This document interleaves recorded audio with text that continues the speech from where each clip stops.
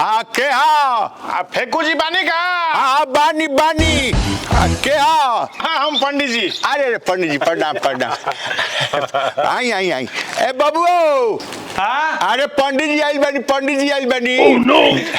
रुका कुर्सी लेके आवत नहीं। हाँ आओ आओ आओ लइके में। अच्छा अच्छा अच्छा। हाँ आओ सब कहीं हाल चाल सब ठीक ठाक बढ़िया नु। जी जी सब। हाँ ना बिया होई बाजी पंडित जी आई आई आई पंडित जी आई पंडित जी आई बैठ। अरे पंडित जी जानता नहीं अरे रउआ बहुत माने जीवन के हमार काम करते नहीं जी जी माने राम परवेश जी।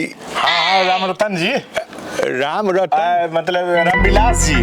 राम विलास जी तो ना तब दूसरा जगह आ ना ना ना ना ये अरे बुढ़ापा में याद ना रहे याददाश्त नहीं। हाँ राम परवेश जी भेजले बाड़े हम। राम परवेश जी ये कहीं ना हम कहनी कि आखिर राम परवेश जी से हमरा बात भई रहा। हाँ बबुआ ये क्या है वाह वाह वाह आशीर्वाद आशीर्वाद। हाँ हाँ प्रबिया के बात होता है ना। हाँ और सब कहीं जी सब ठीक ठाक। कहाँ के हर लोग यही बक्सर के रहे वाला बाड़े लोग। बक्सर के हर लोग। हाँ। अच्छा मैंने लड़की पढ़ल लिखल लड़की तो पढ़ल लिखल इतना भी है ना कि सौसे और जवार में कोनो ना होखी उतना पढ़ल लिखल। अच्छा हाँ हाँ उपन्यास से लेके कॉमिक्स तक कॉमिक्स से लेके एकदम अच्छा रहे नहीं आगे बात करता नहीं। कॉमिक्सो पढ़े ले अब मैंने सब कुछ। हाँ ठीक बाटे त मैंने ये कहा तनी कि कुछ लेनो देन की मैंने ऐसा ही लेन देन हो खी लड़का के मुंह देख के तो तनी मनी पढ़ेला लोग लेकिन हाँ राव नाम देख के है नो हाँ। हमारे लड़का के मुंह में का भइल बा देखा तनी सुगा लेखा बाटे हमारे लड़का एकदम तोता लेखा। ठीक से खड़ा रहो। ये कहत रहनी है कि मैंने तनी लड़कियों की हमनियों के एक बार देख लेती से तो तनी हमनियों के मन में तनी अच्छा हो जाई। अरे लड़की के माई के भी देख ली रौरा एक नंबर पूरा घर परिवार सब सुंदर। लड़की के माई के उम्र का होता रौरा कितना उम्र होगा था? हमार तो मैंने बुझे कि 68 के करीब में बा। रौरा से आधा होगी। हाँ अरे हरामजादा तोरा ठीक से खड़ा नहीं कर भाई जात मारे लापर से बेल्डिंग फेंकर सारे। बाबूजी के तनी इज्जत करो कुछ जरूरी बात हो रहल बा कैसे लेके बड़ा। अरे अपने बेचैनी धइले बा ना ठीक बा वो एकदम निश्चिंत रही तीनों। काले बोलता काले हैं काले देखो क्या था। काल दिखा सकेला लोग वो हम बता दें लेकिन अगर रौरा मुंह देख के हम लोग लगाते कि काले का आज दिखा दी हैं रौरा जैसन टाइम दे दी बोल कॉल रौरे अनुसार। अच्छा हाँ हम कहनी कि हमारे नंबर रउआ ले ली। अच्छा ठीक नु आप हमारे फोन कर दे ठीक नु। अच्छा अच्छा हम जहाँ कहब देखौती अपन राम परवेश जी से नंबरवा लेके तनी हमरा कॉल कर दे नया सिम बा नंबर याद नहीं खे। ठीक बा ठीक बा ठीक बा ठीक बा तो पंडित जी हमने को वे रहा है ठीक बा सुनी ना लड़की के माई भी बढ़िया है भाई उम्र तनी रौरा से कम बा। रउआ का चाहते ओकरा माई के बियाह कराओ कि लड़की के बियाह कराओ?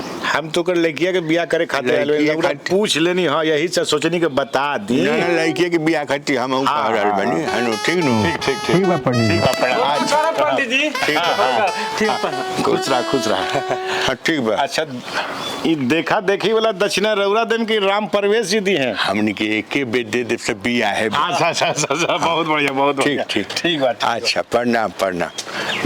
अरे साला रे का तो लाइक नहीं देखा चले बाकी लाइक नहीं कमाई के।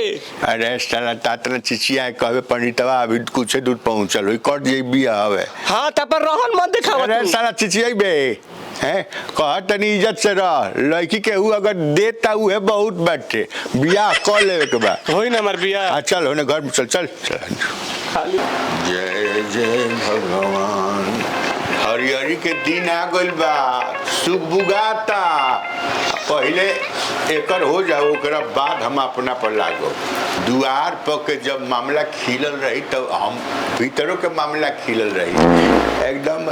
अरे रे साले तो फोन के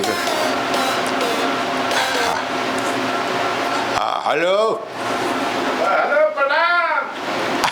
पड़ा पड़ी कैसे बानी? हम ठीक बाटी रउआ बताई कुछ मैंने कुछ आज आने के बाद तैयार बानी नु। अरे हमरा के तो रउआ वही कहा तो हम वही आ जाए। हाँ तो एक काम करना फटाफट 11 बजे आ जाई।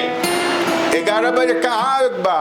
फटाफट कलौनी होई फटाफट में और एथिया बजौने सीटवा वाला होई में हाँ और जे देखा देखी ज्यादा होला। हाँ यार सुनी ना हाँ हमारे जब बात कर रहे हैं पानी मोबाइल खर्चा वर्चा पर के दी रहुआ वो खातिर निश्चित रही समझनी है जबले फेंकू जिंदा बड़े नु दू गो के तो लेवे के बाबू ते एके ओके बात भगवान करो रहुरा ऐसे ही फल तुरंत रहिया है हम आवत नहीं है आई तेरी बाथरूम जाता नहीं अभी। अच्छा हाँ लघु शंका वगैरह सब कहो के तनी फ्रेश होके आओ तनी ठीक है ठीक बात जी पड़ा पड़ी जी। हाँ ठीक ठीक है। हे भगवान लगन तो चरचरा गइल बा। आए पंडित जी कहाँ रह गई लोग अभी तक नहीं आइली। बात हो गई बा और तही हुई है। अच्छा कुछ नाश्ता पानी के जुगाड़ बाटे बाबू? आइल बा खट्टा मीठा सब बा। काहे कि बहरी जगह में तक यहाँ कुछ मिली ना हाँ ई तो बा बाकी पानी तो नहीं बा। पड़ा पड़ी जी प्रणाम प्रणाम। आई बैठी बैठी खुश रहे खुश नमस्ते। खुश रह बेटा नमस्ते। तो नहीं पकड़ ले बढ़िया से नहीं। और सपन जी जी सब ठीक ठाक। तन देर हो गई ला रउरे इंतजार करत ले कहाँ रहा बनी रउरा? का भइल है नु राउर जब फोनवा गइल है अच्छा तो वही ना कहनी है कि हम तनी बाथरूम हो लेते हैं। हाँ पानी तन पी ले। पानी अच्छा कि पानी ना है बिस्किट डाली ना तब ना पानी मिली। अच्छा वही तो हम कहनी है कि आन्हर हो गए का अपने के परिचय। अरे हम ही ना लड़की के भाई हैं। अच्छा तो सार हमें बहुत बढ़िया संस्कार विचार ऐसा ही बनल रहो भगवान। तो वे बाथरूम चल गई नहीं है बाथरूम गई नहीं है तो तनी पतला होत रहा है तो झड़ गई है तो जब झड़ल है नु तब जाके मिजाज अभी है ठीक भइल बा। तो बिस्कुट ठीक है कहीं नहीं दे देनी ढेरे नहीं थे ना जरूरत है नन जादे दवाई लेनी है कदा अभी नहीं खिले ले हैली ना बांध दी पेटवा। बैठो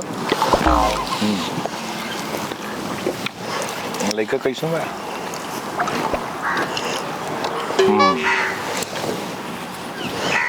लड़की ये के यहाँ के लड़की नहीं खी अच्छा लड़की के माए। अच्छा माँ ऊपर प्रणाम। लड़की के माई है। हम तो जानिए कि ये लेकिन ये है तरह मुझ को हम बियाह ना करती भाग जाती तो सर तो हमारे मार लगते थे तो रोक अपना मन में मत सोचल कर कुछ अपन बाप हाँ बाबू जाता बाबू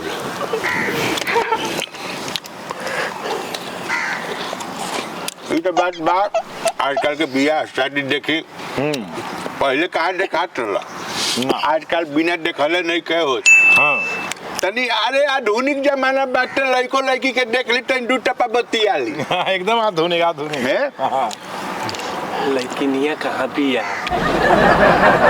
ऐसे मार दे लपट से साले मुंह है अच्छी हो जाए लेकिन ये कहाँ भी बात होता न रे कुछ हो जाए बात अपने में बट मैं ऐसे तो बियाह करवा करी रहुआ बात करी।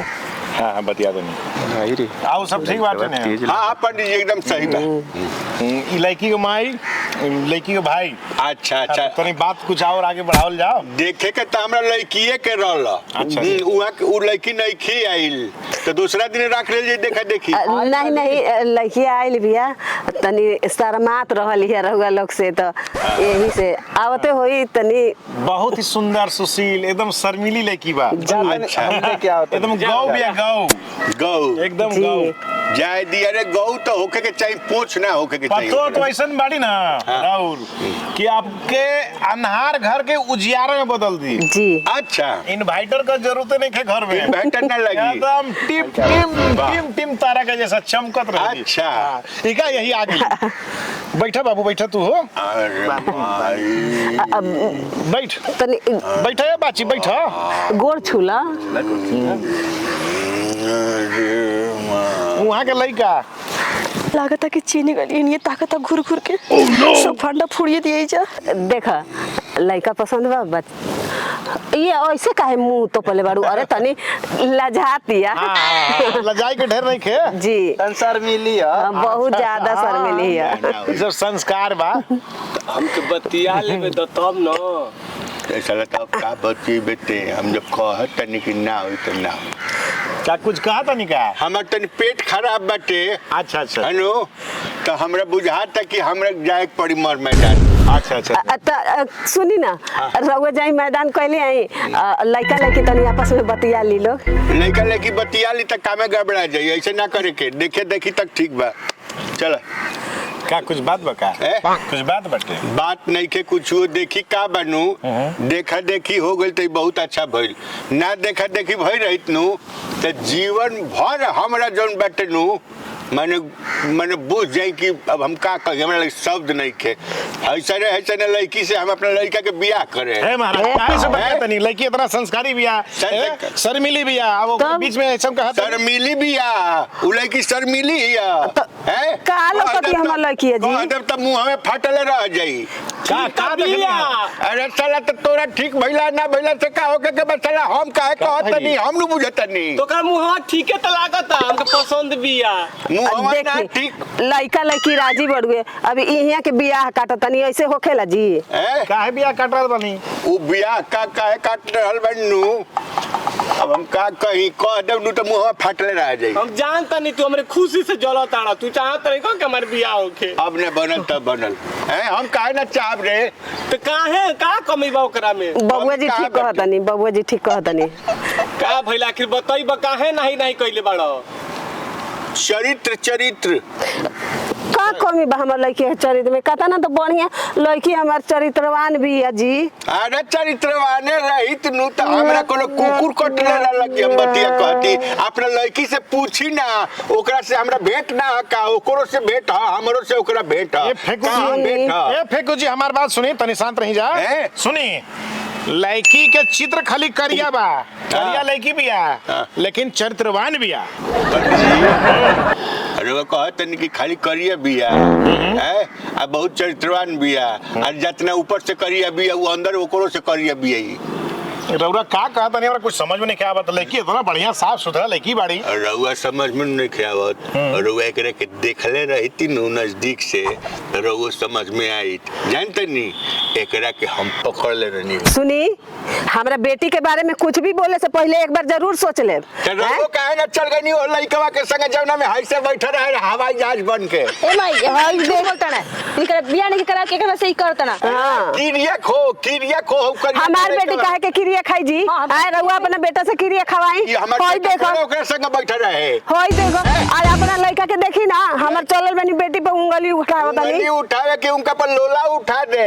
का झूठ बोलता ना ए किरिया का अपना माई के झुके हम क्रिया खाई अपना माई के झुके किरिया का मैं झूठ बोलता नहीं हमरा लड़का के बियाह है जन ना होई सुना हां तो जा ना हमको नहीं करेंगे हैं हमको नहीं करेंगे छोड़ दे नहीं कर पंडित जी तनी है नहीं जा नहीं बदल नहीं होनी जाए बदल नहीं बियाह हो के रही है भले हमरा लड़का के बियाह ना हुई है तो केकर क्या हुई हमार परिवार जब से गुजरल बुझल हम अकेला हो गई मान लीजिए बेटी ठीक बाटे बेटी के हो हमारे बेटे के बियाह ना हो ठीक नु कह के हम देखले बन हैं राउत तो बियाह हो गई बन बियाह तो हमार हो गइल बाबा की बुझी की ना के बराबर अच्छा मन बियाह भइल बाबा की नहीं है बुझी नहीं सुनी ना हमरो है हाल बात देखी वो लोग के होको चाहे मत होको लोग का कहते हैं हमने